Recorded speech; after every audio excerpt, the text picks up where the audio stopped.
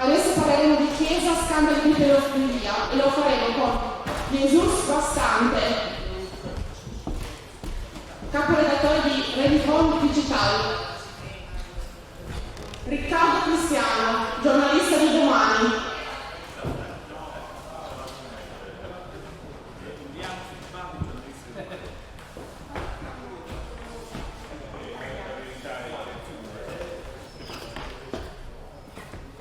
Riccardo Cristiano, giornalista e scrittore.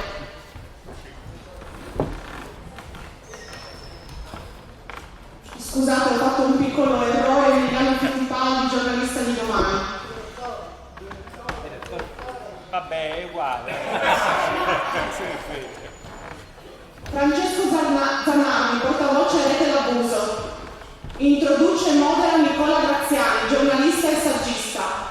E insieme abbiamo anche Sonia Pio, traduttrice e interprete.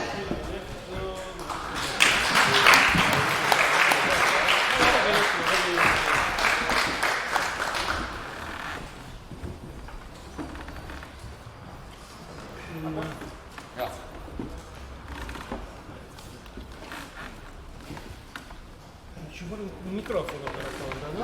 Sì, qua sotto. Buonasera a tutti, vi ringraziamo di questa occasione che ci date per fare anche noi stessi un punto su quello che sta succedendo, perché la storia della questione della pedofilia nella Chiesa è di quelle che chiamiamo, tra virgolette, rivoluzioni striscianti che ogni tanto sono correnti carsici che ogni tanto riaffiorano e che ci interpellano da parte della società. Quindi noi che come giornalisti di solito raccontiamo e corriamo dietro a quello che è l'attualità di tutti i momenti, il Papa in ospedale, il Papa che sta male, il Papa che andrà in Mongolia, eccetera, grazie a questi momenti ci ricordiamo anche che esistono problemi più profondi, più radicati e da qualche punto di vista anche profondamente più di scandalo. Non siamo venuti qua per fare il processo a nessuno, siamo venuti qua con voi per riflettere insieme su un fenomeno che è antico, anche se le varie commissioni d'inchiesta riguardano il periodo fra il 50 e il 2020, grosso modo, quelle delle conferenze episcopali. È vero che il problema probabilmente è molto più antico, abbastanza più radicato. Lo illustro in poche righe perché poi avremo occasione di sentire attraverso i relatori veri come stanno esattamente le cose. Io mi limito a dire questo, ad esempio quando per farvi capire il radicamento, quando Goebbels voleva spingere la Chiesa Cattolica a fare il concorrente con il regime nazista, tirò fuori il ricatto di pubblicare i dati della pedofilia nel clero cattolico di Germania. Questo non vuol dire che fosse semplicemente un ricatto, quando capita di essere ricattati vuol dire che di solito qualcosa si è fatto, e nel caso della Chiesa Cattolica questo è successo. E quindi è il momento di vedere come sta il processo tramite il quale la Chiesa ha affrontato questa nuova emergenza, che è un'emergenza che può essere paragonabile alla crisi delle vocazioni, laddove in alcuni paesi, ad esempio negli Stati Uniti d'America, la comunità cattolica diventa la comunità religiosa più importante numericamente di tutto il paese, contemporaneamente si ha questa crisi profonda di credibilità. Sua Santità il Papa Francesco è stato il primo, non il primissimo, il primissimo è stato Ratzinger, anche se con qualche titubanza che verrà sicuramente illustrata adesso, ma il Papa Francesco è stato il primo a inaugurare la politica della tolleranza zero. Ha istituito la Commissione per la tutela dei minori, e la cui esistenza è inserita nel trono della Curia Romana attraverso l'Evangelium, predicato Evangelium, e ha dedicato all'argomento dei due motu proprio, anzi non solo, rivisto 2 volte, per il 2021 e il 2023. Ma la domanda delle domande, che io adesso faccio e mi faccio subito perché i relatori sono sicuramente in grado di dare risposte migliori della mia. La domanda del grande è: tutto questo basta? Siamo di fronte a una risposta vera? Siamo di fronte ad un troppo poco, troppo tardi? Questo è un po' l'argomento della serata. Io però ci tengo a dire una cosa, che non la dico per sminuire l'argomento che è di una serietà spaventosa. Io dico, il problema della pedofilia non è argomento della discussione di stasera, ma è sostanziale da ricordare, non è un problema solo della Chiesa Cattolica. Questo non vuol dire giustificare la Chiesa Cattolica, moralmente la Chiesa Cattolica è responsabile il doppio, perché ha una funzione anche nella società. Io una volta commentando con un sacerdote mio amico i dati sulla pedofilia in Francia, ci siamo guardati e ci siamo detti: ma noi siamo stati fortunati, perché a noi non è successo niente. Pensate cosa può voler dire una cosa del genere. Però è un problema che riguarda tutta la società. Adesso non tiro fuori tabelle, cose eccetera, ma la percentuale degli abusi è altissima anche in ambienti che purtroppo non hanno a che fare con la Chiesa Cattolica. Detto questo, concentriamoci sulla Chiesa Cattolica e devi fare prima un giro così, o preferite cominciare da qua, cominciamo da là. Cominciamo da qua, sì, cominciamo da te, e poi magari dibattito, confronto e domande logicamente da pubblico. Grazie. Bene, faccio un esempio non tanto sulla Chiesa, sulla pedofilia. Come direste voi se viveste in uno Stato, per esempio, dove quando la polizia interviene e questa fosse malmenata, cioè avesse la peggio, diciamo, dalle persone dalle quali in realtà dovrebbe difenderti? Non penso la viveste bene. La pedofilia purtroppo in Italia è paragonabile a questo paragone che ho fatto. Nessuno se ne accorge perché in realtà la subiscono i bambini, si chiama pedofilia per quello, ma il problema è un po' come la polizia che non funziona. Qui c'è uno Stato che non funziona e giustamente, come diceva, il problema non è solo nella Chiesa, anche se nella società civile, diciamo, non si arriva a numeri di vittime come sono arrivati i preti in Francia. I preti in Francia, se noi facciamo una divisione delle 216.000 vittime per i 3.000 preti accusati, fa 72, vuol dire che ogni sacerdote francese in media ha stuprato 72 bambini, e questa è una cifra che io sono 13 anni che faccio questo lavoro, oltre ad essere una vittima, e non ho mai visto nella società civile. Tuttavia, al di là dei numeri, che sono anche normali, perché in realtà un sacerdote è a contatto con molti bambini, pedofilo no, il problema grosso è quello dello Stato, che non ha leggi efficaci per intervenire. Infatti moltissimi casi di pedofilia che hanno una caratteristica particolare, quando non vengono scoperti subito, vengono scoperti 20-30 anni dopo, perché la vittima ha un iter di maturazione che è veramente lunghissimo, cioè prima che il ragazzino maturi e capisca che quell'evento gli ha creato poi una serie di problematiche psicologiche, psicofisiche. Io per esempio quando avevo 45 anni, nel 53, ho avuto un tumore al colon di origine psicosomatica e poi si è ricollegato, perché ho avuto questo tumore al colon, lo ha ricollegato il medico con una perizia medico-legale, e combinazione quel tumore al colon è uscito 2 anni dopo che la magistratura ha riesumato non tanto il mio caso, perché io ero prescritto, ma una serie di casi commessi dal sacerdote che aveva accusato di me. E lo stress fisico, come ha spiegato il medico, purtroppo ha portato uno stress talmente forte che ero una persona sanissima, e purtroppo nel giro di 2 anni mi sono trovato appunto con questa malattia che mi ha dato poi dei problemi, perché in realtà si è risolta ma con altre problematiche, ecco. E questa è una cosa che succede purtroppo molto, molto frequentemente, perché io ho quasi 3.000 assistiti in associazione e tutti effettivamente non hanno un tumore, ma tutti hanno grosse problematiche a livello, diciamo, dell'addome, dove in realtà lo stress viene scaricato dalla mente, perché è un centro nervoso anche l'intestino, lo stress viene scaricato tutto lì e questo purtroppo crea tumori, morbi di Crohn, insomma le patologie che hanno queste persone poi, diciamo, sono abbastanza immense, ecco, e spesso anche piuttosto difficili da risolvere. Purtroppo in Italia abbiamo, ogni anno si contano i numeri di quante vittime, no? Abbiamo Telefono Azzurro, abbiamo tantissime strutture, no?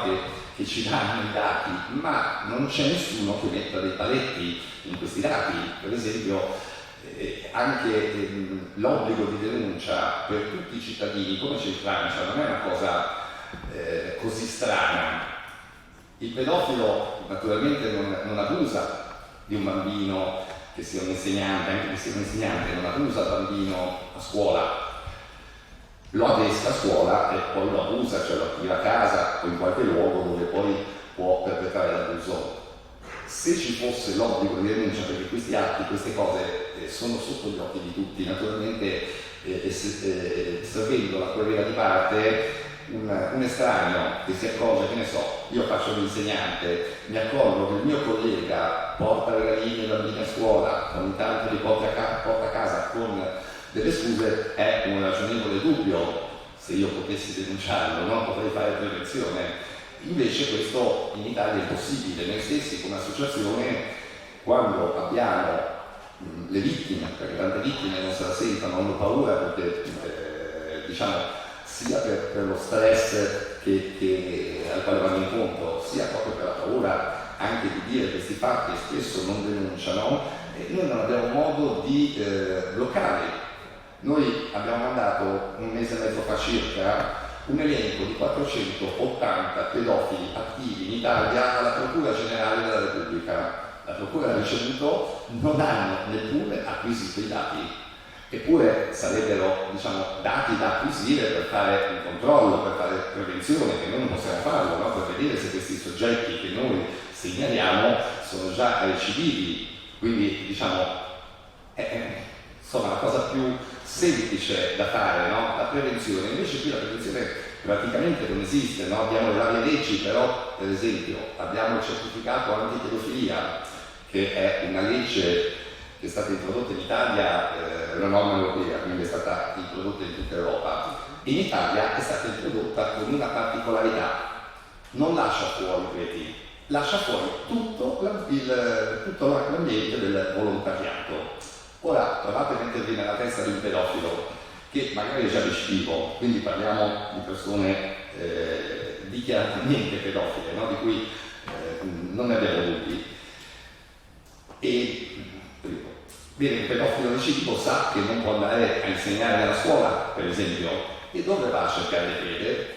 Si inserisce proprio negli ambienti del volontariato, quindi abbiamo proprio a livello, diciamo, di struttura giuridica un disastro immane, perché è praticamente quasi impossibile riuscire a fare della prevenzione. In più questa falla, diciamo, di questo certificato antipedofilia si sviluppa, almeno dai dati che stiamo raccogliendo, perché iniziamo adesso a raccoglierli, si sviluppa preferibilmente nell'ambiente della Chiesa. E perché?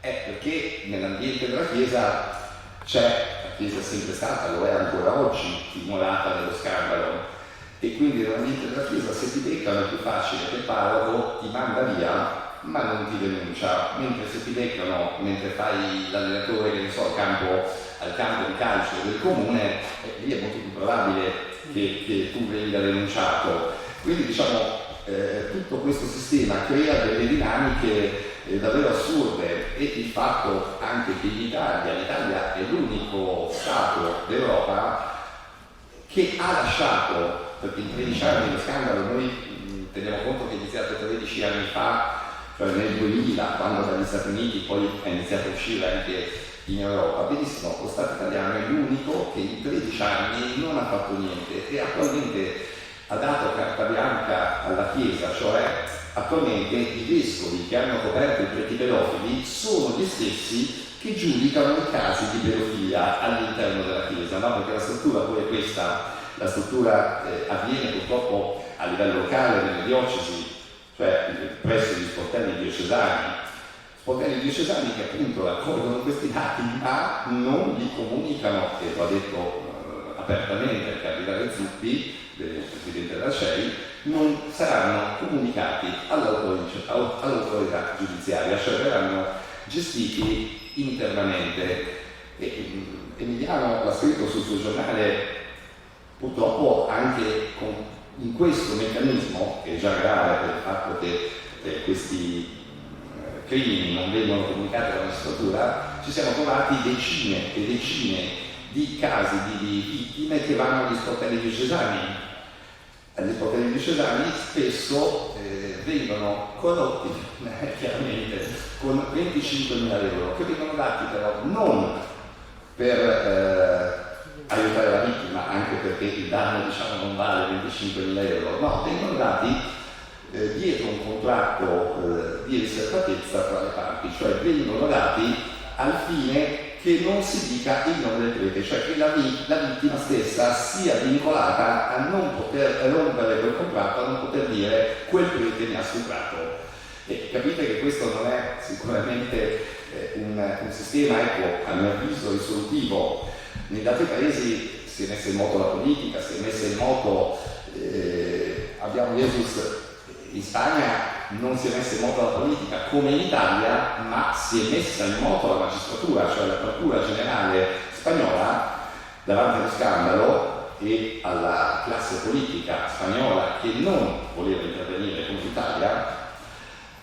Cosa ha fatto? Autonomamente, perché è una sua autonomia, ha chiesto alle varie procure generali i dati, delle denunce che erano pervenute. Questo è già stato un buon passo che in Italia non abbiamo, perché appunto, come ho detto, la nostra denuncia è andata alla Procura Generale della Repubblica, in realtà l'abbiamo mandata il 15 febbraio e a oggi la Procura Generale non ha ancora acquisito, non ha voluto, non acquisirà mai, immagino, l'elenco dei nomi.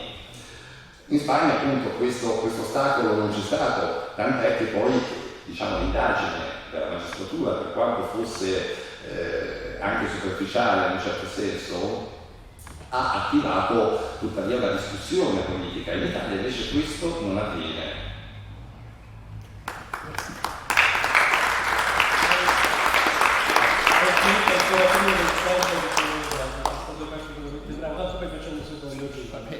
Allora, Riccardo, la Chiesa, secondo te, tu che sei un vaticanista di razza, di rango, di grande esperienza, domanda semplice, ma sta facendo abbastanza? Cosa ha fatto? Sì, buonasera, innanzitutto grazie dell'invito e grazie di quello che ho ascoltato. Io penso che prima di tutto sia il caso di dire semplicemente da italiano che non mi sorprende, ma mi dispiace che la conferenza episcopale italiana si confermi fanalino di coda nel percorso della lotta alla pedofilia, un fanalino di coda molto tenue peraltro. Però quello di cui posso cercare di dire qualcosa io, per quello che ho cercato di capire, è che ve lo vorrei dire partendo dall'attualità. L'attualità, per chi si occupa di questo, è un caso che è sui giornali in questi giorni, il caso Rupnik, un grande artista, un sacerdote, un gesuita, accusato da una trentina, se non sbaglio, di persone di abusi, non nei confronti dei minori, ma comunque di abusi sessuali, abusi di potere, di varie forme, comprese alcune molto pesanti, assoluzione, cose così. E scrivendo da diverse parti io ho letto che la Compagnia di Gesù, i Gesuiti, hanno deciso a suo carico la rimozione dalla compagnia, la dimissione dalla Compagnia di Gesù. Ora le ultime notizie dicono che le cose non stiano così, che è lui che ha detto io con voi non ci voglio più avere a che fare. A me questo interessa molto poco. Quello che mi interessa è il dettaglio. Il dettaglio qual è? Che tanti hanno scritto che la questione non si chiuderà perché le vittime ne chiedono la riduzione allo stato laicale. Ora, che abbiano ragione, torto, non è la cosa importante. Probabilmente avranno ragione, non discuto, ma non è questo per me il punto. Il punto per me è perché scriviamo riduzione allo stato laicale, come se lo stato laicale fosse uno stato inferiore rispetto a quello sacerdotale, cioè il laico è poverello rispetto al dotto. Questa visione medievale, se ci fosse stata mia moglie stasera qui, le avrei chiesto di dare a voi testimonianza di quale eroismo serva a scegliere la vita matrimoniale. E siccome non c'è, immagino che possiate dedurlo autonomamente. Ma il problema è che l'eroismo nella vita matrimoniale ciascuno di noi o ciascuna moglie di noi mariti se lo può immaginare per fatti propri, ma non c'è una presunzione di eroismo. Già Giovanni Paolo II aveva smontato la teologia di Giovanni Paolo II, non Francesco. Già Giovanni Paolo II aveva smontato la teologia di Pio XII, per cui nella vita celibataria c'è un di più rispetto alla vita matrimoniale. Ora, se questo lo ha potuto fare Giovanni Paolo II a suo tempo e con quello che del suo pontificato sappiamo, io mi chiedo perché siamo ancora fermi nella discussione sul celibato obbligatorio e sull'etica sessuale, perché se non si affrontano questi due temi non si può arrivare ad affrontare la questione dell'abuso. Nella Chiesa il termine ministero è molto usato, ma nel senso di servizio, come un po' nella politica. Il ministro fa un servizio, no? Alla comunità, fa un servizio al paese, alla politica, al bene comune. Così i ministri nella Chiesa fanno un servizio alla comunità, al bene comune, alla Chiesa. Ora, il potere dove sta? Nel caso del ministro lo usiamo spesso il termine potere. Nel caso del ministro sacerdotale, del ministero sacerdotale non lo usiamo, non lo usano mai. Non lo usano mai perché c'è un problema di etica sessuale profondo che è rimasto e sopravvissuto al concilio. Se voi vedete oggi uno che parla contro la libertà religiosa, non lo trovate, non lo trovi, non si trova. Perché anche se siamo tutti contro la libertà religiosa nella realtà, però è entrato e ormai sedimentato in tanti di noi, credenti e non credenti, grazie al concilio, che noi siamo per la libertà religiosa. Ma il concilio non ha potuto discutere di questioni relative all'etica sessuale. All'epoca gli argomenti erano il controllo delle nascite, il celibato, i contraccettivi, mi sembra. Questo il sistema romano non lo ha consentito. Allora, i padri conciliari erano fuori dalla Chiesa Cattolica? No, non erano fuori dalla Chiesa Cattolica, erano fuori dal sistema romano. La pedofilia è figlia della crisi ormai definitiva del sistema romano, non della Chiesa Cattolica. La Chiesa Cattolica è un'altra cosa, è la fede di chi ci crede in termini cattolici. Il sistema romano è un paradigma medievale che rimane ancorato a Gregorio VII e che ci porta poi ai canoni fissati nel Concilio di Trento, che non hanno più richiamo con l'attualità.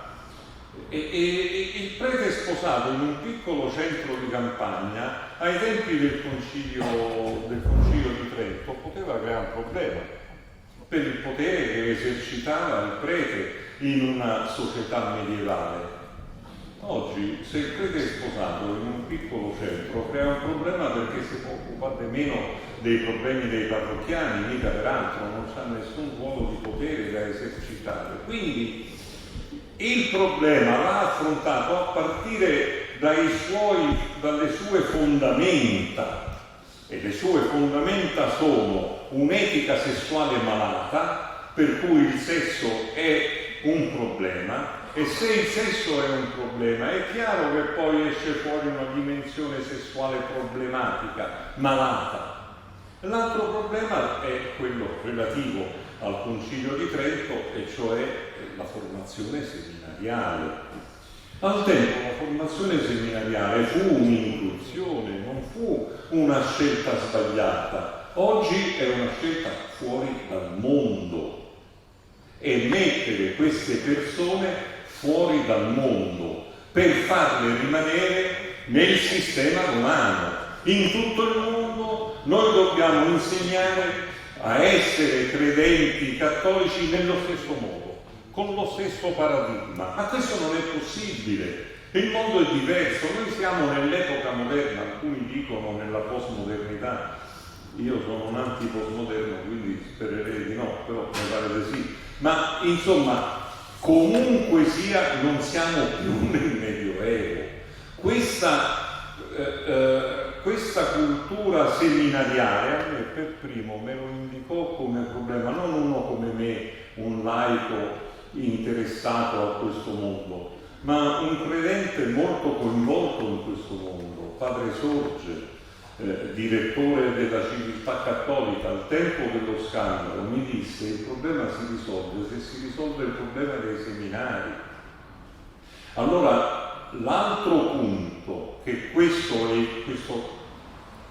chiamiamolo ragionamento, queste sottolineature superficiali evidenziano, è che il problema è l'esercizio del potere, perché che il vescovo copra, quale partito non ha coperto le tangenti, gli scandali?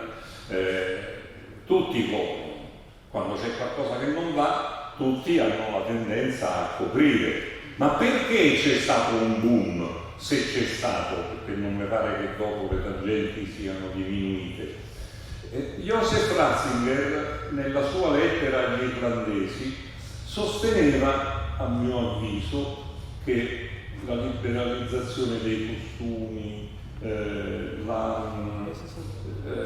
il 68, la nuova sessualità avevano creato il problema. Oggi le inchieste francesi soprattutto, in particolar modo mi riferisco a quella, ci dimostrano che la pedofilia c'era da prima del 68, c'era da prima del 60, c'era da prima del 50. La prima sollecitazione del 62, quindi... Allora è più comprensibile, a mio modo di vedere, rispetto alla tolleranza zero che pure ha cercato di praticare il nostro Ratzinger, l'idea di tolleranza zero di Francesco. Perché? Perché vuol dire superare il clericalismo, cioè vuol dire superare l'idea che l'ordine sacerdotale è superiore, la vita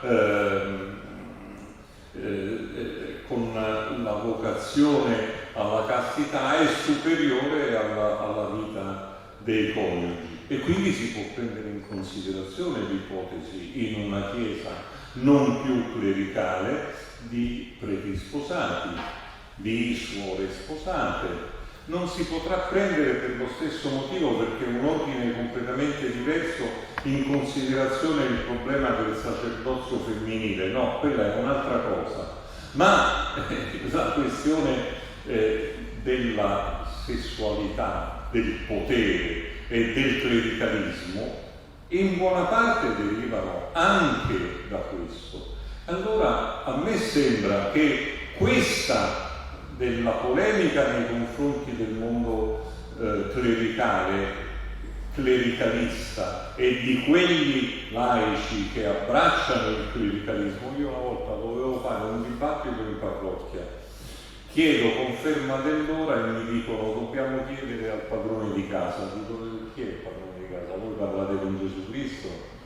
Dice no, noi parliamo col parroco. Dice non lo sapevo che era il padrone di casa, io pensavo che il padrone di casa fosse voi, siete un gruppo di parrocchiani, mi avete chiamato voi. Io in parrocchia, anche se la domenica non ci vado, ci vengo volentieri. Ma perché il padrone di casa è parroco? Al limite può essere il vescovo il padrone di casa, l'episcopo, ma il parroco è un aiutante del vescovo, digli un po', svegliate un po', a che ora lo fanno? È proprio il paradigma medievale che è rimasto conficcato nelle nostre menti, è portatore di una sessualità deformata dall'idea del peccato, che poi produce questi orrori, penalizzando chi crede non nel sistema romano ma nella Chiesa Cattolica, perché tu, tuo figlio, a scuola dai preti, a me, i miei genitori a scuola dai preti, perché mi ci hanno mandato? Perché la scuola pubblica c'era un ciuccio sotto casa mia e hanno detto vabbè, mandiamo dai preti, almeno lì studia qualcosa. Non è che mi hanno mandato perché dovevo diventare cattolico apostolico romano, perché c'è una fiducia, perché c'è un interesse per quel mondo e una fiducia. Grazie.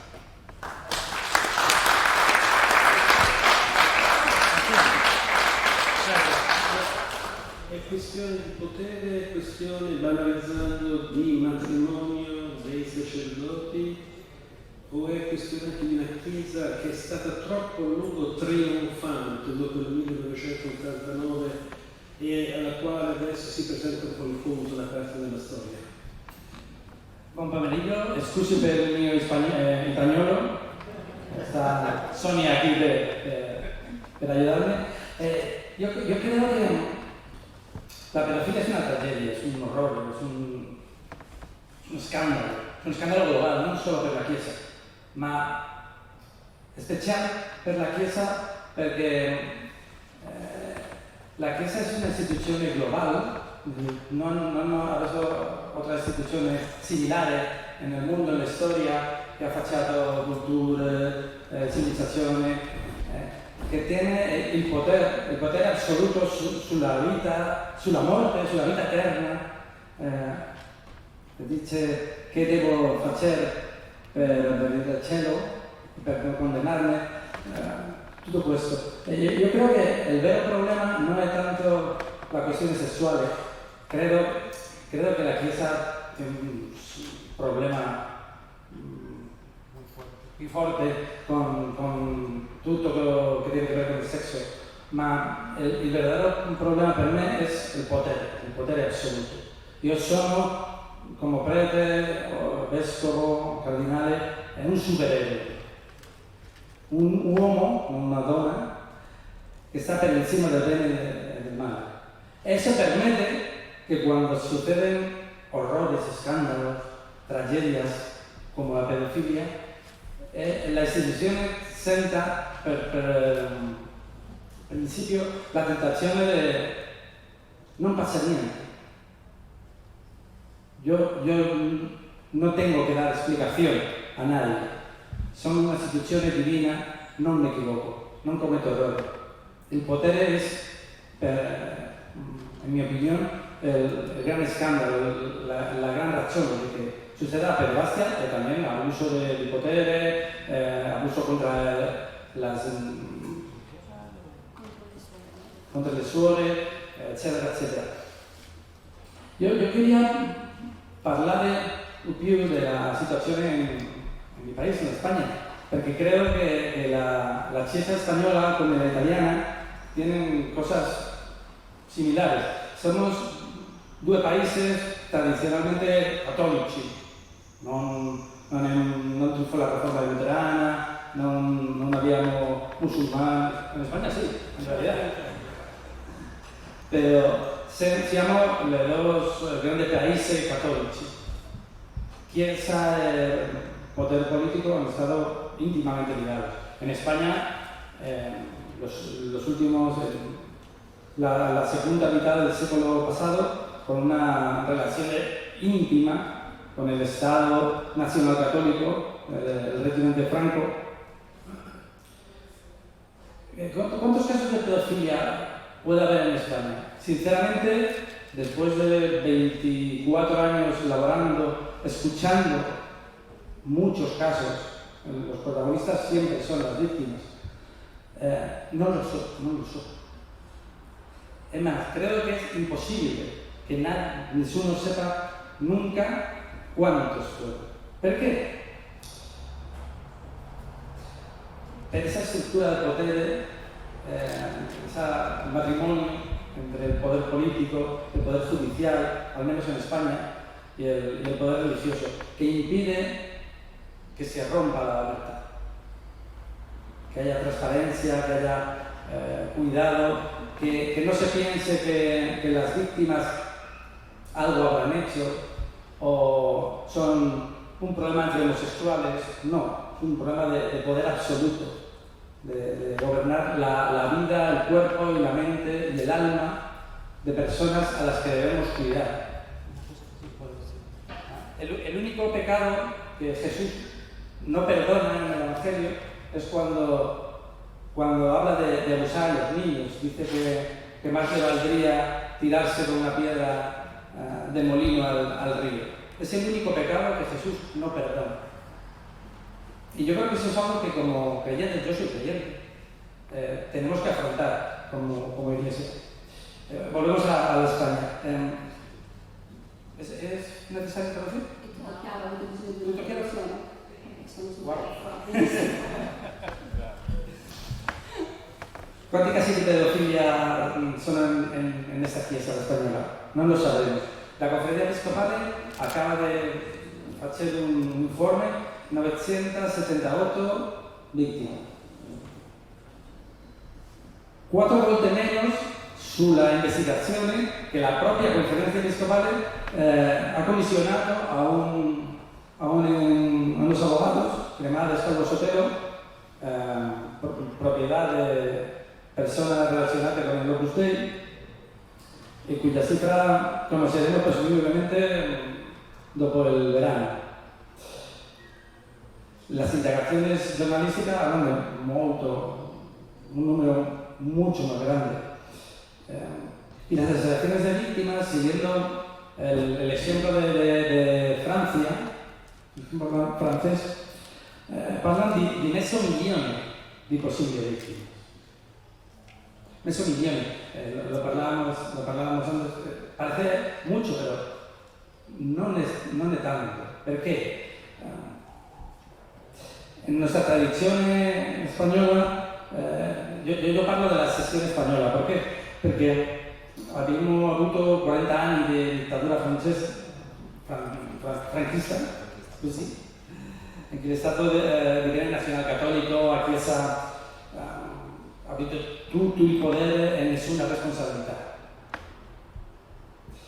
Milioni di bambini sono passati per le scuole, i centri di insegnamento, donde se daban multitud de abusos sexuales, físicos, morali, con un velo de absoluto silenzio. Nessuno lo sapeva y si lo revelabas, si lo denunciabas, las consecuencias eran brutales.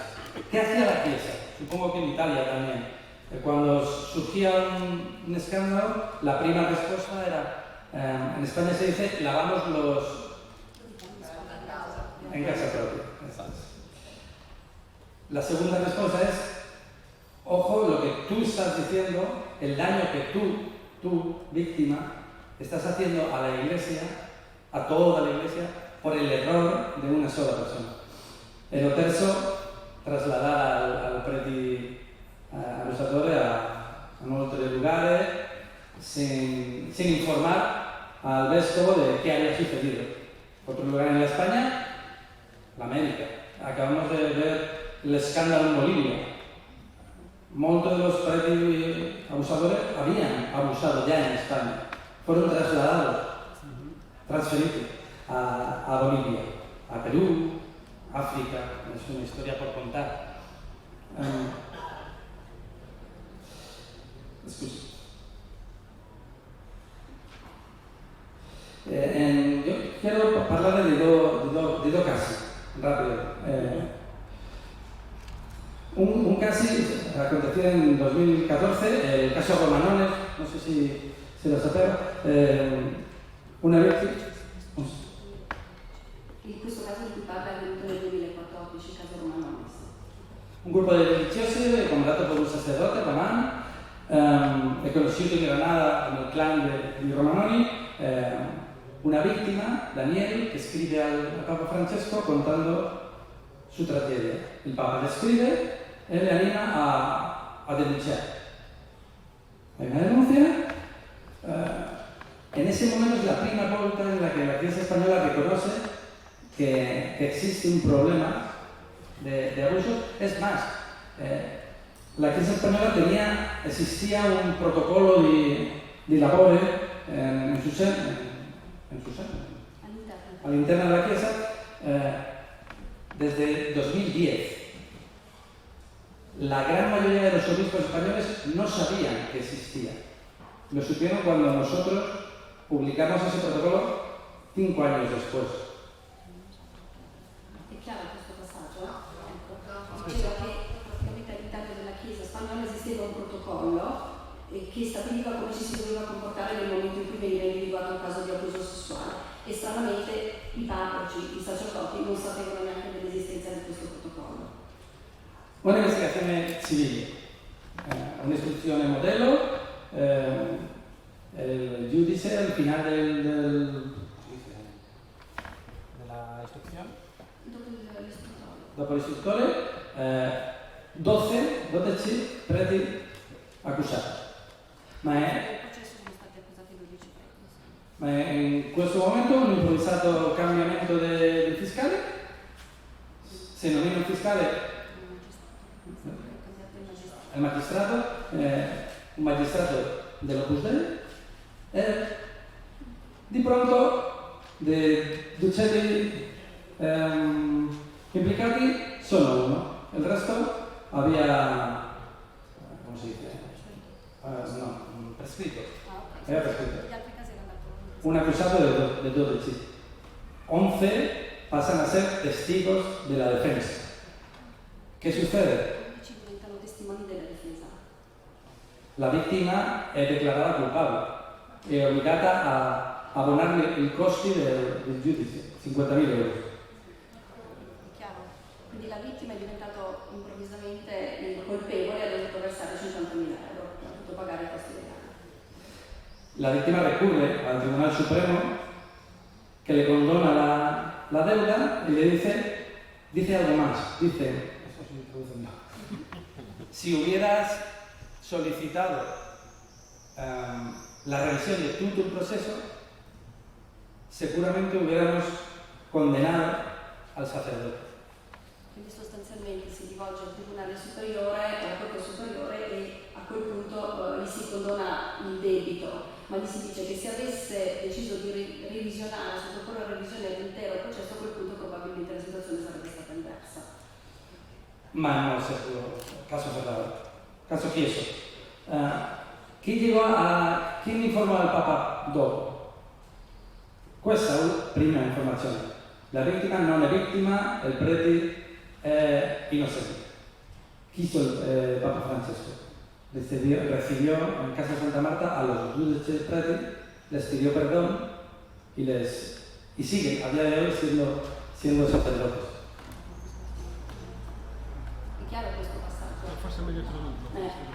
Papa Francesco praticamente a quel punto ha accolto i 12 sacerdoti e il caso anomalo è che ha chiesto scusa ai sacerdoti perché erano stati condannati ingiustamente. Porque al Papa le había llegado solo la primera parte de la información. Perché il Papa era arrivato soltanto alla prima parte dell'informazione, chiaramente, no?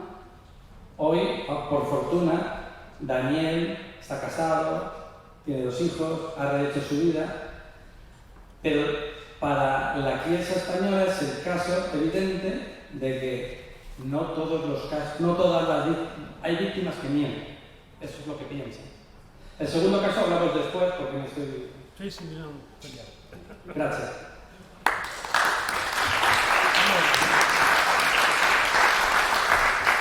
Almeno che ti parli della domanda, visto che le sue esperienze personali di questi ultimi anni sono state particolarmente forti, no? Insomma, Papa Francesco, che ancora lo scorso marzo ha ritoccato in modo proprio Cosestis Lux Mundi, no? Per rendere ancora più forte la presa contro la pedofilia, in realtà sta facendo tanto, sta facendo poco, lo stanno prendendo in giro perché quello che abbiamo sentito fa sorgere il dubbio, o comunque è un papato che resterà un po' come quello di Benedetto XVI sull'argomento, cioè positivo nel porre il problema, meno efficace nell'affrontarlo.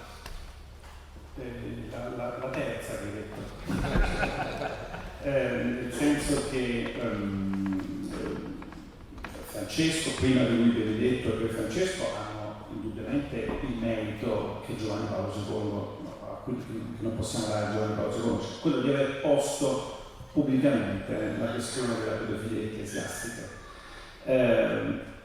Uno dei motivi per cui Papa Francesco è stato eletto in quel conclave era quello di provare, ai grandi elettori di cardinali, di provare a cambiare verso, a rivoluzionare la Chiesa non soltanto dal punto di vista degli scandali economici che hanno molto indebolito il pontificato di Benedetto XVI e che secondo me sono stati uno dei motivi per cui Benedetto XVI oltre ovviamente alla stanchezza, a cui dobbiamo credere fino a prova contraria, la stanchezza, l'età avanzata, no? Lui stesso disse, oltre diciamo, agli scandali economici, gli scandali della pedofilia hanno costellato la parte finale del pontificato di Giovanni Paolo II per poi esplodere soprattutto all'inizio degli anni 10-11 del pontificato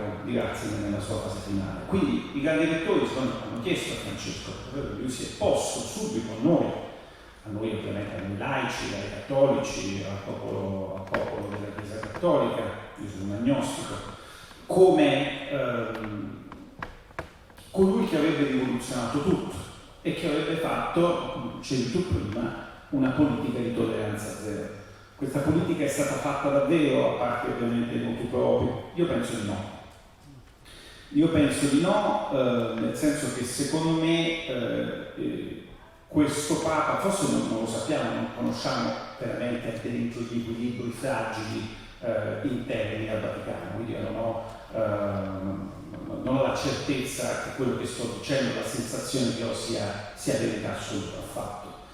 Però diciamo, alcuni aspetti di questi primi 10 anni di pontificato di Francesco che non mi sono piaciuti ci sono, e ne dico qualcuno. La commissione che citavi tu prima è una commissione fallimentare, è una commissione, parlo della tutela dei minori, che è iniziata subito nel 2014, l'anno è quello, quindi a 10 anni, ha prodotto pochissimo. Tutte le vittime che erano state inserite come membri all'interno della commissione sono andati via sbattendo la porta. La Collins, l'ultima, la psicologa francese, 2 o 3 anni fa, è andata via dicendo Sanders dicendo che non serviva a nulla, che c'erano delle opposizioni interne al mondo vaticano, e che lo stesso Papa, questo sia Sanders sia adesso la psichiatra francese di cui non ricordo il nome, che è andata via per ultima, dicendo che lo stesso Francesco non veniva mai alle riunioni, probabilmente aveva anche altro da fare, ma che addirittura la commissione serviva formalmente come un atto di propaganda vaticana, ma pochissimo facevano. Secondo aspetto, il tribunale per esempio per i vescovi insabbiatori fu annunciato dallo stesso Francesco nel 2015, sono passati 8 anni, non esiste nessun tribunale, perché la Congregazione per la Dottrina della Fede, che è il dicastero che si occupa anche per la viola contra sexum, cioè dei casi di pedofilia, ha una sezione disciplinare interna, ha bocciato la possibilità di creare questo tribunale contro i vescovi insabbiatori. Terzo aspetto, secondo me è quello chiave, è legato al discorso sul potere che facevi tu. Sul discorso che faceva Cristiano dal punto di vista, diciamo, delle questioni sessuali, sono d'accordo al 100% con quello che ha detto, e sulle riforme che secondo me si dovrebbero fare sulla possibilità di avere propri sposati, ma anche qui, diciamo, Francesco ha annunciato molto, ma ha fatto poco, ha potuto fare molto poco. Questo non lo so, poi giudicherà la storia. Quindi non intervengo nelle cose che ha detto Cristiano, perché concordo totalmente.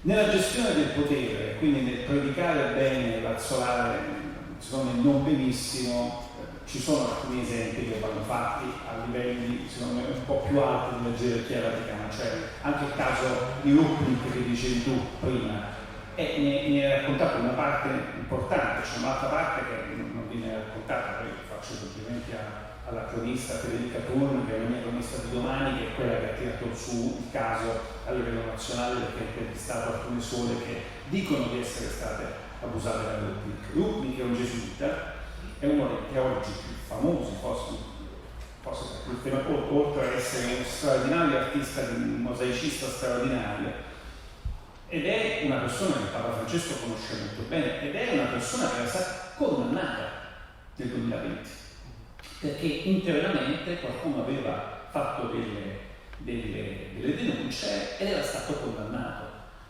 La Congregazione della Dottrina della Fede, che è guidata da un cardinale gesuita anche lui, voluto lì da Papa, che si chiama Ladaglia, ha eliminato quella condanna, cioè ha considerato le accuse che erano state fatte dopo il ricorso di Rupnik false, salvo poi adesso, quando le accuse sono diventate e sono finite sui giornali, aver riaperto un'altra volta nella Congregazione della Dottrina della Fede il caso Rupnik. Si vedrà, può darsi anche alla fine sia innocente, sono un garantista, non voglio, diciamo, anticipare la giustizia né quella laica né quella ecclesiastica.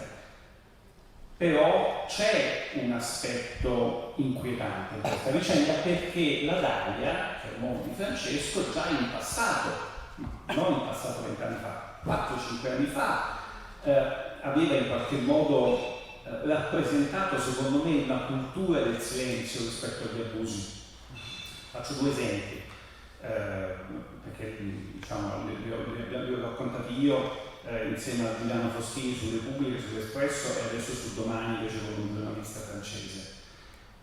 La Dalia, come ho detto, è il capo della Congregazione della Dottrina della Fede, cioè quando arriva una denuncia da parte di una famiglia, da parte di un ragazzino spesso cresciuto, perché i bambini certo non sono quelli che denunciano, è in questa congregazione che c'è un ufficio e stabilisce e valuta se quelle accuse sono vere oppure no. In Vaticano ne arrivano tantissime. Ancora oggi, anzi oggi soprattutto, ne sono arrivate nel 2022 745 denunce già considerate credibili. Sono numeri 4 volte superiori, quelli di questo pontificato, soprattutto negli ultimi anni, rispetto a quelli già alti di Benedetto XVI. Il che vuol dire 2 cose. Vuol dire che la gente ha più fiducia e quindi denuncia, e quindi è un fatto positivo, perché si fida di più di questa rivoluzione. Oppure che, diciamo, il fenomeno è ancora molto forte e radicato all'interno della Chiesa Cattolica in tutto il mondo. Questi sono casi che non riguardano soltanto l'Italia, ma riguardano riguardano tutto il mondo. Che cosa ha fatto la Dalia? In un caso israeliano e in un caso francese hanno individuato all'interno della conversazione delle accuse precise e per esempio uno si chiama Don Trotta, che era un prete che lavorava in una diocesi di vicino Foggia, era stato ridotto a stato laicale perché era stato considerato abusatore di una serie di minori quando faceva il prete. Quando la Dalia avverte il vescovo di Lucerna, dove era a distanza Don Trotta, della loro decisione, dice anche: attenzione, noi vi stiamo dando questa informazione, ma evitate lo scandalo pubblico, il che vuol dire non ditelo a nessuno. Che cosa succede? Che Don Trotta, deposto l'abito palare, si trasforma in un laico e diventa allenatore dei bambini, dei pulcini di una squadra di calcio pochi anni fa vicino Foggia, violenta dal portiere all'attaccante, 10 bambini, perché nessuno lo sapeva, perché il braccio destro di Francesco all'interno del Vaticano aveva in qualche modo impedito la diffusione della notizia anche in Italia, quindi la sapevano soltanto il Vaticano. Una lettera identica, e perciò parlo di una specie di fabbrica del silenzio, viene mandata nel 2016 o nel 2017, non ricordo bene, sempre dalla Dalia, sempre di Francesco Pontefice, in Francia, a un cardinale molto importante che si chiama Barbarin, riguarda Prenat, un altro orco pedofilo che poi è stato finalmente, adesso credo che abbia preso 5 anni di carcere poco tempo fa. E anche qui la lettera era: abbiamo capito che le accuse che voi ci avete internamente raccontato sono vere, il processo è stato fatto, il prete è stato condannato, evitate lo scandalo pubblico. E quindi Prenat è stato spostato semplicemente come veniva fatto in America, come veniva fatto in Spagna, la storia quotidiana, da una diocesi all'altra con la consapevolezza che era un pedofilo, e le autorità ecclesiastiche non avevano mai avvertito, non hanno mai avvertito finché poi lo scandalo scoppia, sempre per grazia alle vittime, che poi si rivolgono a un giudice italiano e francese. A quel punto il giudice si mette a fare delle indagini personali e riesce a condannare e a mettere in galera il pedofilo.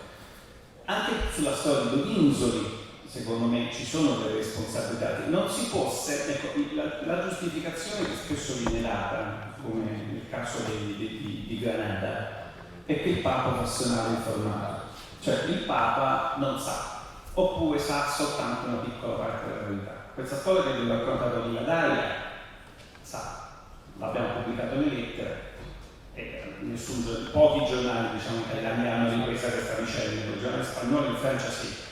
In Italia Francesco gode di ottima stampa, ma se tu racconti una roba del genere, difficilmente, anche se ci sono le prove, le documentazioni insindacabili, si discute del fatto che se la Dalia sia la persona giusta per portare avanti la rivoluzione di Francesco. Io penso di no, e mi stupisce che un Papa che non può adesso non sapere, perché è finito sui giornali di mezzo mondo, che il suo braccio destro pubblica manda lettere di questo tipo, resta ancora a capo della congregazione che dovrebbe fare la rivoluzione. Doninsoli è un pezzo grosso di Unione di Liberazione, pedofilo seriale, forse sono centinaia di casi, uomo molto importante, chiudo in 2 secondi, un uomo molto importante di Comunione di Liberazione in Lombardia, viene ridotto in stato laicale dopo un processo interno in Vaticano da Benedetto XVI. Dopo poco, nessuno sapeva nulla di questa cosa, dopo poco Francesco gli restituisce il collare, cioè gli restituisce i poteri, per utilizzare una parola, di essere un'altra volta prete. Perché? Non lo sappiamo, probabilmente per le entrature che riesce a avere il Comunione di Liberazione di Doninsoli. Quando scoppia lo scandalo anche per alcuni libri che sono stati fatti su questo caso, e il giudice italiano inizia un'inchiesta, chiede al Vaticano e a Francesco la possibilità di avere gli atti della Congregazione della Dottrina della Fede dove il prete era stato già condannato. La risposta del Vaticano è negativa: questi atti sono segretati e non possono essere consegnati. Ci sono tantissimi altri casi che riguardano fedelissimi di Francesco, che sono cardinali ancora oggi molto potenti e insabbiatori seriali. Ho scritto decine di volte, non mi è arrivato nemmeno mezza smentita, figuriamoci una querela, perché atti alla mano è così.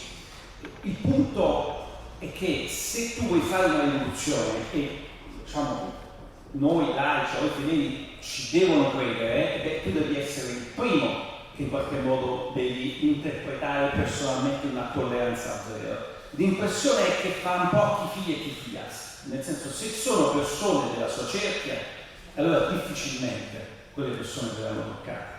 In altri casi invece c'è stata maggiore severità, ma sono delle eccezioni. Grazie.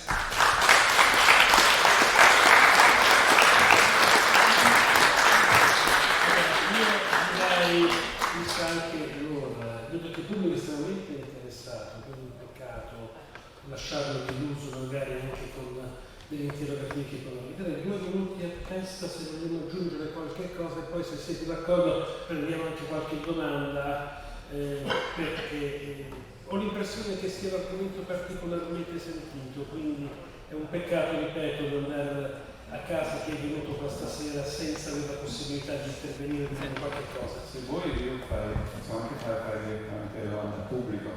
Aggiungere quello che hai detto tu, che è molto interessante il caso di Don Giovanni Tarotta, al di là che la Dalia ha seguito anche il mio caso insieme a Ratzinger, ho recato a casa quando Ratzinger era ancora cardinale, perché nel mio caso ho 53 anni, quindi mi arriva dai tempi, poi Ratzinger diventò Papa e al suo posto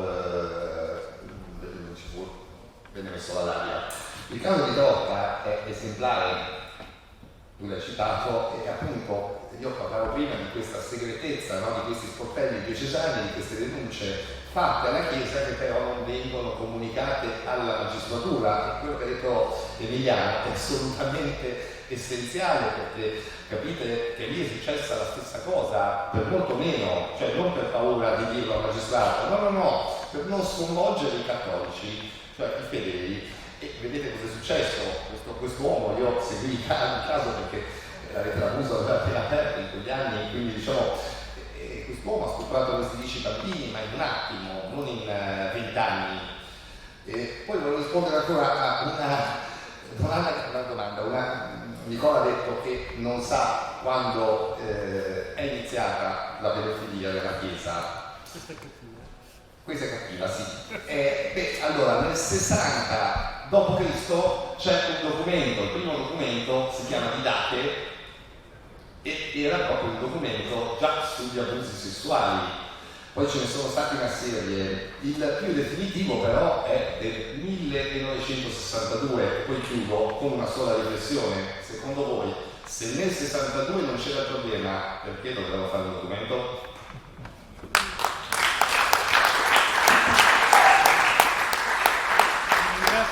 Risolto questo punto culturale, no. È la cattiveria. No, non è la cattiveria, sicuramente. Allora, io direi, se qualcuno vuole fare delle domande, magari vieni qui perché non credo che il microfono arrivi fino giù. Però vi inviterei a non essere... anche qua. Non siate timidi, per favore, perché l'argomento è giusto che sia affrontato anche da prospettive che magari non sono le nostre. Emozionati. Sì, non più emozionati. Eccoli lì. Se vuoi timidi. venire, vengo lì.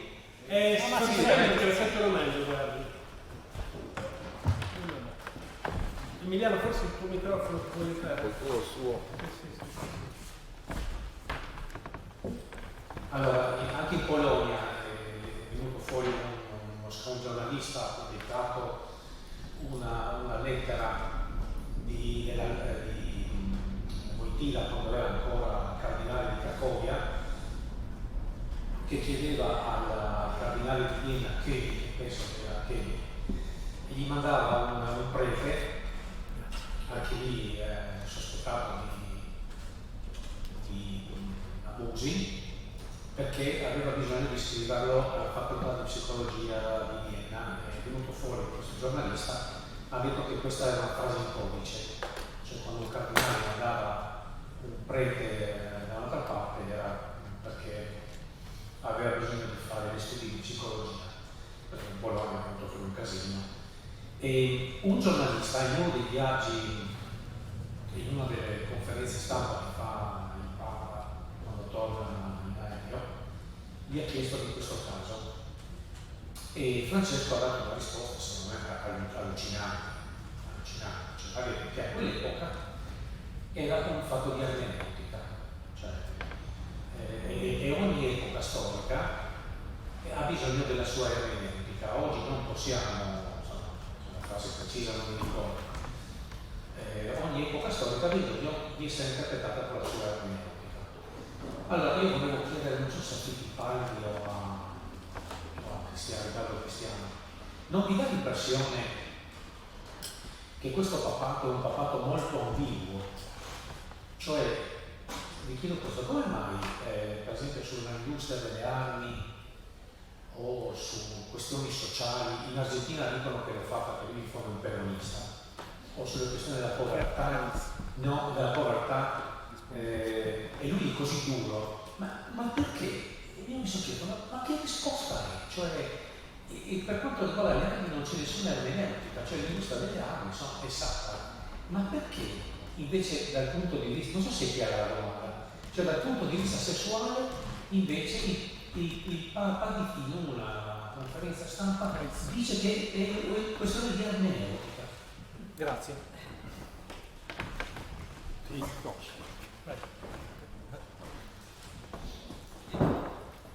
Io mi ricordo probabilmente per un motivo di età, e lo dico perché credo che abbia molta attinenza con quello, con grande trasporto, quelle famose elezioni politiche in cui la Democrazia Cristiana di De Mita perse, se ricordo bene, il 6% dei voti, che all'epoca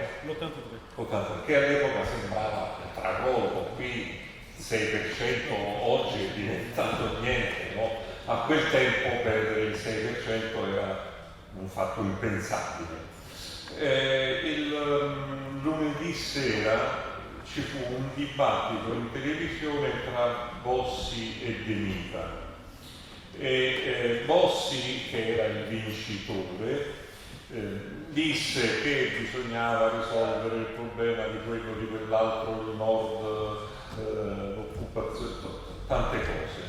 De Mita invece disse una cosa sola: caro Bossi, non ci sono soluzioni facili per problemi complessi. Complimenti per l'imitazione. Io non sono mai stato un demitiano, io ho sempre sperato che ma alla fine ho capito che forse mi illudevo, che la Prima Repubblica fosse riformabile, e la mia polemica con i pasdaran del tempo, quelli che noi chiamavamo nel lessico corrente i pasdaran di Mani Pulite, era proprio quella di non consentire la riforma della Prima Repubblica o di osteggiare la riforma della Prima Repubblica. Questo non vuol dire essere degli innamorati della Prima Repubblica di Tizio, Caio o Sempronio. Per quello che riguarda la Chiesa, io credo che il sistema romano sia veramente finito. Noi viviamo una forma ecclesiale oramai superata, archiviata, passata, non è riformabile. Ma questa consapevolezza all'interno della Chiesa non può essere prodotta all'interno del sistema romano. non è il sistema romano che può prendere atto della sua irriformabilità e del fatto che deve essere sostituito da un altro sistema. Allora, non sono i silenzi ammiccanti di Ratzinger il problema di Ratzinger, non sono i silenzi di io non li conosco, non so se è vero o non è vero, non mi sono mai occupato di questo e quindi non ho delle risposte da dare. Voglio dire che quel sistema è collassato e non è riformabile. Per chi lo deve trasportare altrove non c'è altro che l'autogoverno di quel sistema. Per trasportarlo altrove, allora come rendere possibile un'operazione del genere io non lo so, ma non credo che la questione si possa porre contestualmente in termini di giustizia e in termini di cambiamento. Quel sistema sa di essere un sistema finito e non lo accetta. La giustizia non può darla se non in queste forme appunto che vengono strappate di volta in volta, ma molto problematiche. La riforma richiederà tempo e la costruzione di un altro sistema, più cattolico, meno romano. Questo è quello che io penso. Aspetta, prendiamo questa prendiamo questa domanda. Sì, sono un'affermazione. A Trieste viveva e lavorava un grande storico, uno dei più grandi storici della Chiesa contemporanea, Giovanni Miccoli, lo conosce. Mi sono laureato con lui, sono un suo laureato, un brevissimo battuta. In un saggio fondamentale sul Concilio Vaticano II, Miccoli scrisse c'è stata una innovazione, ma è insufficiente che sia solo sul piano pastorale, dovrà essere sul piano teologico. È quello che ha detto lei adesso. Qualcun altro? Non state tranquilli, poi dobbiamo chiudere, no? No, rispondo diciamo, alla domanda precedente e lo innesto a quello che dicevi tu. Cioè, io quando ti sento parlare dico vabbè, ma allora non c'è speranza per il Vaticano così com'è, nel senso che il Vaticano è stato abbastanza monolitico, no? negli ultimi secoli, diciamo, negli ultimi 2 secoli. E il Concilio ha fatto quello che forse ha potuto fare per un po', poi ha perso sicuramente. Però diciamo mi stupisce quello che cattolico immagino come te, o sbaglio? No, mi stupisce che uno studioso, diciamo, attento come te racconti le sensazioni che alla fine di un codificato che tutti definiscono straordinario, no? di grande cambiamento e di speranza per molti, non per tutti, perché poi sappiamo che c'è un pezzo invece dei cattolici che non amano Francesco e soprattutto, e questo lo so con certezza perché frequento gli ambienti ecclesiastici per lavoro, c'è il 90% del mondo romano di cui tu parli che non ha alcuna stima di Francesco. Io ne ho stima in parte, nel senso che io spero che a volte diciamo il situazionismo, no, di Francesco, anche mi risponde, a volte sembrare un conservatore, un peronista, a volte devo dire fare le aperture che nessun papa aveva fatto prima sugli omosessuali, poi non è cambiato nulla dal punto di vista dottrinario perché il catechismo è sempre quello, è sempre un comportamento cattivo, però ha detto delle cose che francamente nessun papa aveva detto prima, a me sono piaciute molto, poi può darsi che ci sono conservatori tra di voi che invece pensano di no, però quei conservatori devono essere contenti perché nel caso della dottrina non è stata cambiata per un centesimo, di un millimetro. Allora tutto questo può darsi che 10 anni per modificare, no, e per riformare nel profondo una struttura romana che è solida così da secoli, siamo troppo pochi, quindi non bisogna nemmeno, io che sono un critico da sinistra, chiedere troppo a un Papa che comunque in parte ci ha provato, in parte forse ci sta provando, in parte forse ha una strategia di istruzione, no? Per poi permettere sulle rovine, sulle macerie, perché noi diciamo, gli scandali economici, ma anche gli scandali sulla pedofia hanno creato dei problemi giganteschi alla Chiesa Cattolica in tutto il mondo. Cioè, in Sud America gli evangelici, mentre prima il 90% del Sud America era cattolica, dopo 40 anni ci sono gli evangelici che hanno preso piede come mai prima. Adesso la religione in alcuni paesi come il Cile, la religione cattolica, prima era quasi il 95%, adesso soltanto il 60% si dichiara cattolico, e quasi sempre le motivazioni sono motivazioni culturali e per gli scandali della Chiesa romana di cui parlavo prima.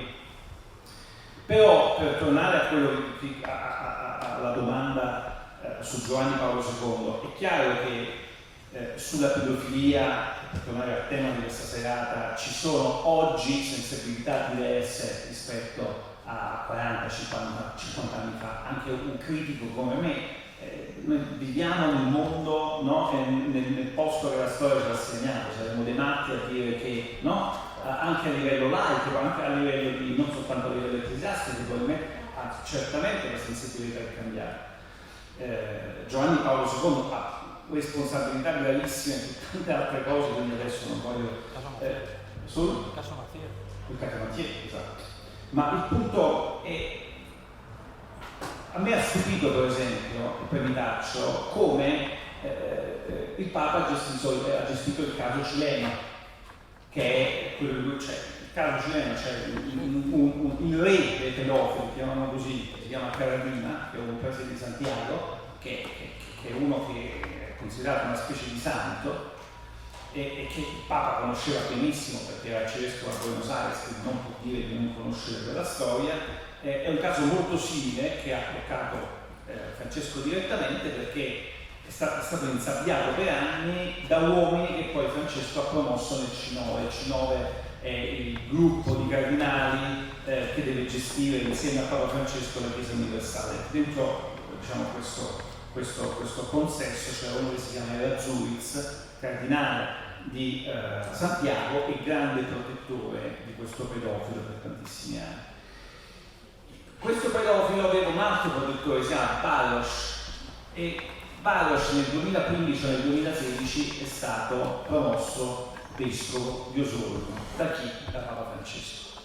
Anche se ormai tutti sapevano tutto, tranne in Italia, dove voi non sapete mai niente perché i giornali non scrivono di queste cose, compreso la Repubblica, che con Scaffa, che mi ricordo Francesco non si poteva dire niente, io scrivo sull'Espresso, ho visto benissimo quando mi dirò Francesco dai cugini, e per non parlare del Corriere della Sera, è stato Francesco un intoccabile, ed è, diciamo, sbagliato, soprattutto per chi fa giornalista d'inchiesta o anche giornalista tout court, perché bisogna raccontare le cose positive e le cose negative, cioè valutare se la propaganda vaticana è sempre propaganda, è sempre un nuovo potere, dice cose vere o dice cose false rispetto a quella rivoluzione. Questo vescovo è stato nominato da Francesco e la cittadina nel 2016, Osorno, si ribellò e arrivò a Piazza San Pietro dicendo: ma perché ci fai questo?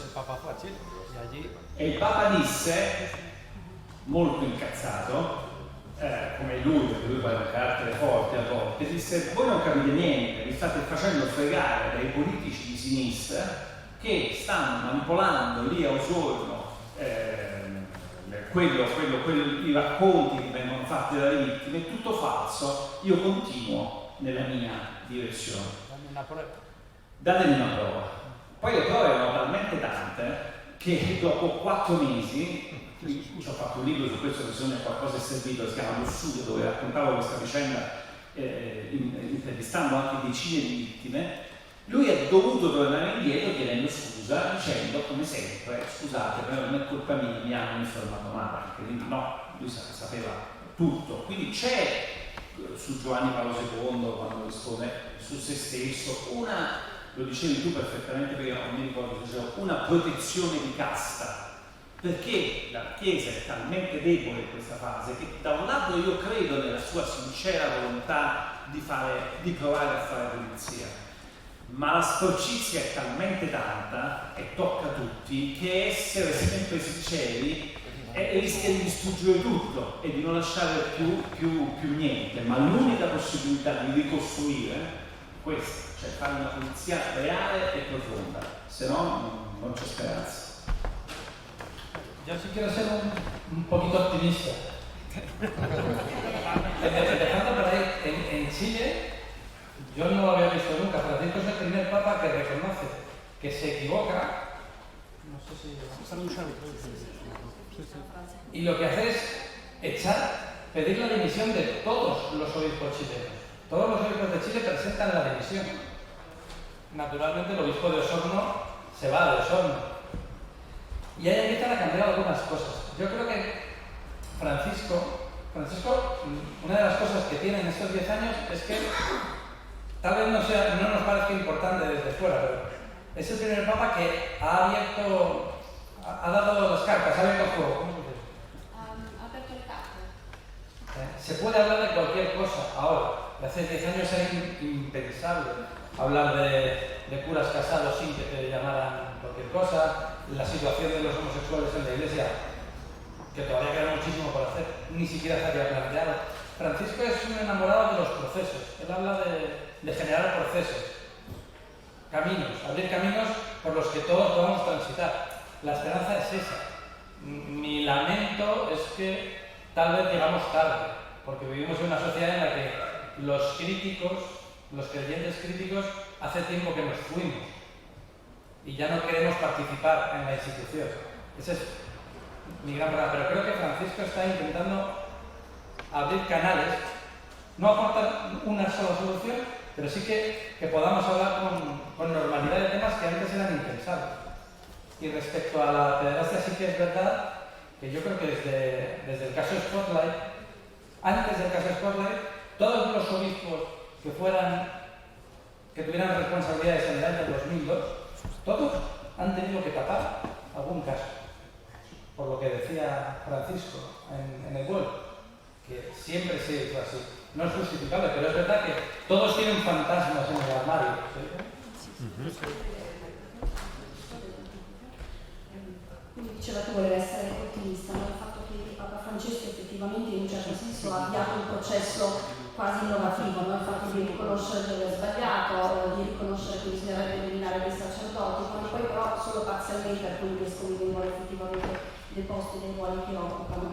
E quindi in un certo senso quello che lui ha voluto fare è stato lavorare a carte scoperte, cioè mettere in evidenza effettivamente la situazione, almeno questo è quello che sembrerebbe voler fare, e così come la vediamo.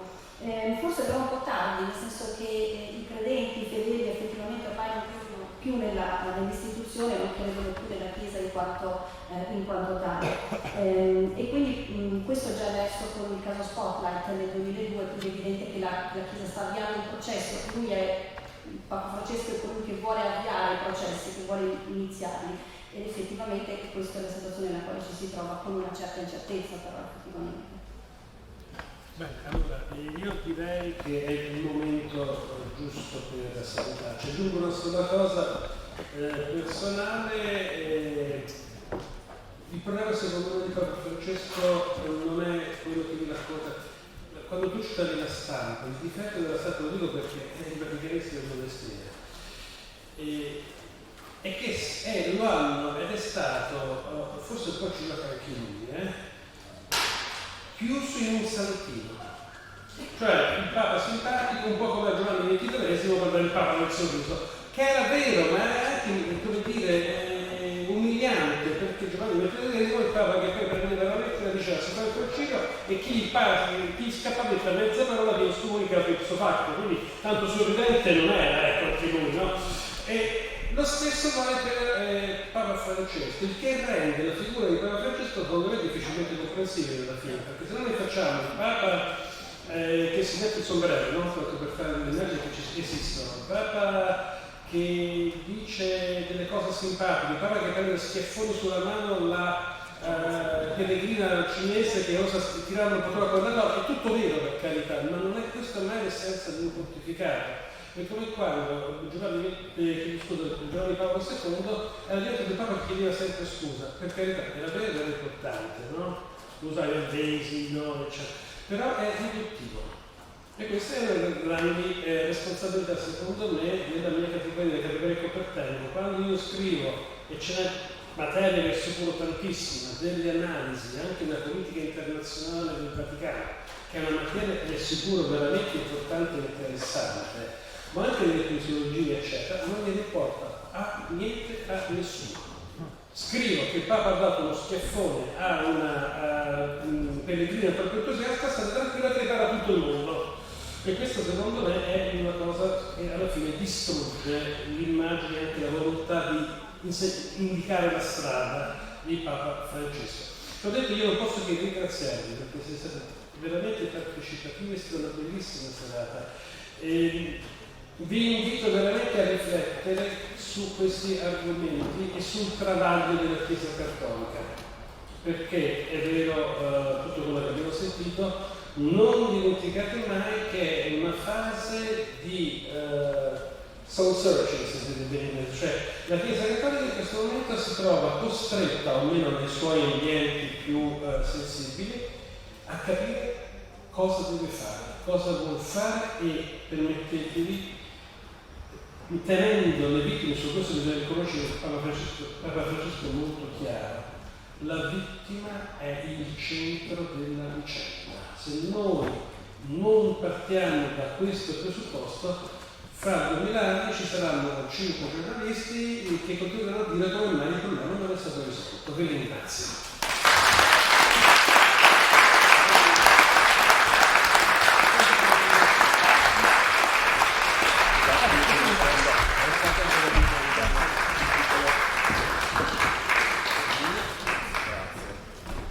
Bene, grazie ai nostri ospiti, a Ieso Spastante, Riccardo Cristiano, Emiliano Fittibaldi, Francesco Zanaglie e Nicola Graziani e la nostra traduttrice Sonia Pio. Grazie, ringraziamo ancora.